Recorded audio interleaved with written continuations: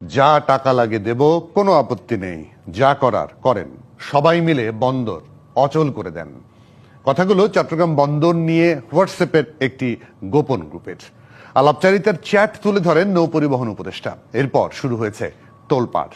বলা হয় চ্যাটগুলো ছিল বন্দর কন্টেইনার হ্যান্ডলিং এর প্রভাবশালী অপারেটর এবং একজন স্থানীয় রাজনীতিক নেতার।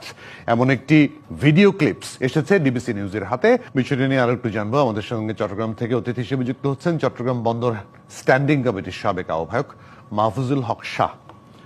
মাহফুজুল হক শাহ, আপনাকে স্বাগত। মানে এই বন্দর নিয়ে ধরেন এক ধরনের আন্দোলন, এক ধরনের পরিকল্পনা তো এখন থেকে না, আগে থেকেও ছিল। যতদূর জানি 2023 সালে বিগত সরকারি বোধহয় নিউমোরিং হ্যান্ডলিং বাইরের বিদেশি একটা কোম্পানিকে দেওয়ার কথা ছিল, তখন থেকে আন্দোলন এখনো হচ্ছে। মানে সেই দৃশ্যটা পরিবর্তন হয়নি কিন্তু প্রভাবশালীদের, এটা কেন? আপনাকে ধন্যবাদ। আমরা দীর্ঘদিন থেকে দেখে আসছি বন্দর ব্যবহারকারী হিসেবে, বন্দরে যখন কোনো বিদেশি অপারেটর কাজ করার জন্য এগিয়ে আসে, তখনই কিন্তু কিছু না কোনো অজুহাত দেখিয়ে এটাকে বন্ধ করে দেওয়ার পায়তারা চলে আসছে। আমাদের বক্তব্য এখানে অত্যন্ত পরিষ্কার। বন্দর ব্যবহারকারী হিসেবে বিশ্বমানের বন্দর হতে হলে চট্টগ্রাম বন্দরকে আরও আধুনিকায়ন করতে হবে। চট্টগ্রাম বন্দরে বিদেশের নামকরা যেই বন্দর যে ইনভেস্টকারী যে কোম্পানিগুলি আছে,